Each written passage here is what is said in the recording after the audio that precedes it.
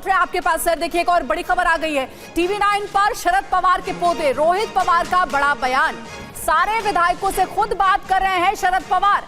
NCP की बैठक में विधायकों की संख्या बढ़ेगी। सभी नेता कार्यकर्ता शरद पवार के साथ हैं।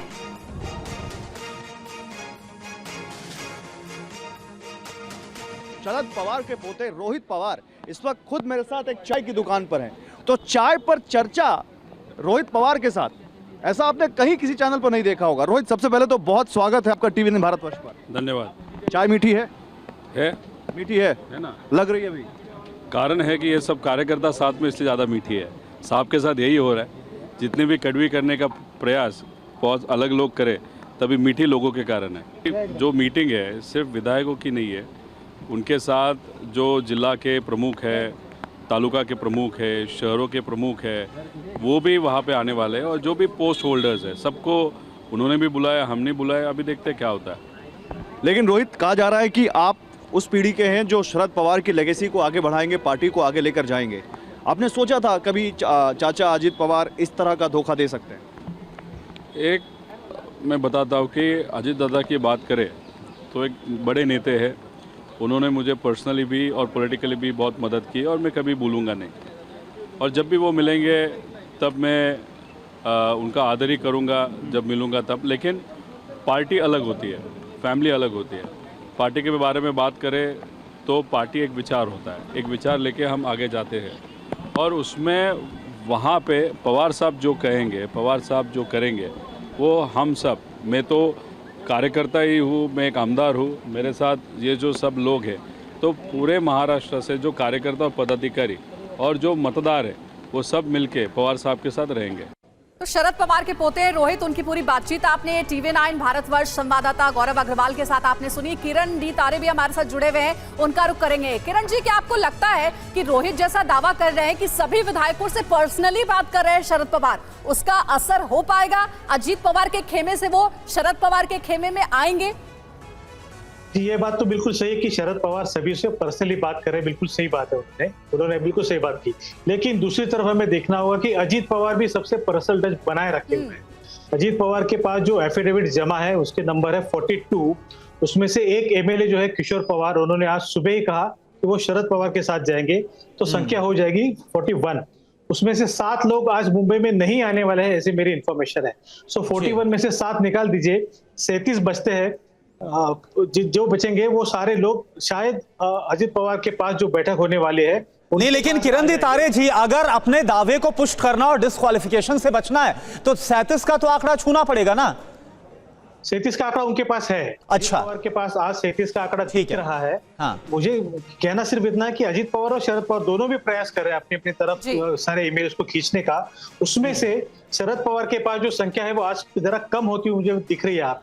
लेकिन एक डेवलपमेंट ऐसी भी है कि अजीत पवार की बैठक जहां होने वाली है वहां पर मंच पर पहले 40 कुर्सियां लगाई गई थी, अब वहां पर केवल 10 कुर्सियां लगाई गई है। ये बहुत बड़ी अपडेट आपने दी किरण जी, बहुत बड़ी अपडेट आपने दी है। इसी अपडेट के साथ हम आगे गेस्ट से सवाल करेंगे। लेकिन एक बड़ी खबर, शरद गुट के बाद अजीत गुट का भी एफिडेविट सामने आया है।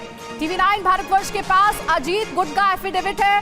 अजीत गुट नेताओं से साइन करवा रहे हैं एफिडेविट। ये देखिए, यही वो कॉपी है जो आपको दिखा रहे हैं। एफिडेविट है ये, जिसमें जो नेता पहुंच रहे हैं, जो कार्यकर्ता पहुंच रहे हैं, उनसे पूछा जा रहा है आप किस जिले से हैं और उसके बाद उनका सिग्नेचर लिया जा रहा है। एफिडेविट में अजीत पवार पर विश्वास और समर्थन की शपथ दिलाई जा रही है। देखिए ऐसे हालात हो गए, 100 रुपए के बॉन्ड पर भरवाया जा रहा है एफिडेविट। ये एक्सक्लूसिव कॉपी आपको TV9 भारतवर्ष दिखा रहा है। ये वही एफिडेविट है जो कि अजीत पवार की मीटिंग में पहुंचने से पहले नेताओं से साइन करवाए जा रहे हैं।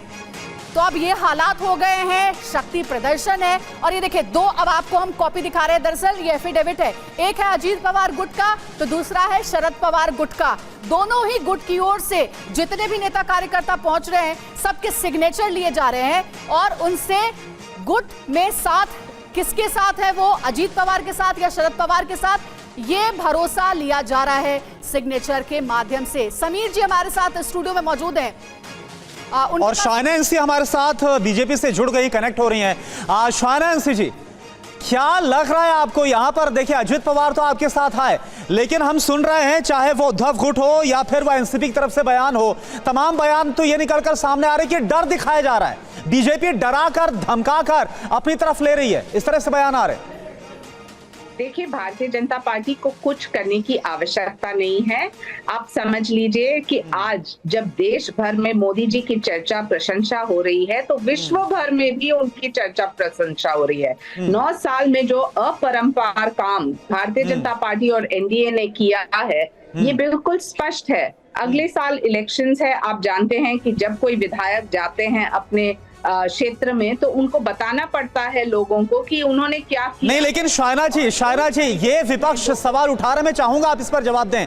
विपक्ष ये सवाल उठा रहा है कि पहले करप्शन के चार्जेस लगते हैं हजारों करोड़ के, ईडी का, सीबीआई का डर दिखाया जाता है, विपक्ष का ये लगातार बयान है, और उसके बाद इस तरह से अजित पवार का समर्थन दे देना, टूट हो जाना। वो ये बोल रहे हैं कि ईडी और सीबीआई है जो पूरा खेल खेल रहे हैं।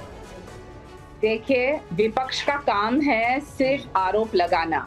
ये सिद्ध कीजिए कि भारतीय जनता पार्टी ने कहीं भी भ्रष्टाचार की, कहीं भी नहीं। हम जानते हैं कि महाराष्ट्र में जो परिस्थिति थी और जो परिस्थिति थी रफ्तार को लेके, वो पूरी पटरी अभी ट्रैक पे आ गई है। रही बात अंदरूनी मामला, कोई भी पॉलिटिकल पार्टी, आज शिवसेना के विधायक उनके नेतृत्व से नाखुश हैं, उनके आइडियोलॉजी को लेके नाखुश है। लाइकवाइज एनसीपी के नेतृत्व उनसे नाखुश हैं कि वो क्यों विपक्ष के साथ जा रहे हैं। बिहार में जो हुआ वो शायद बहुत सारे आमदार खासदार के लिए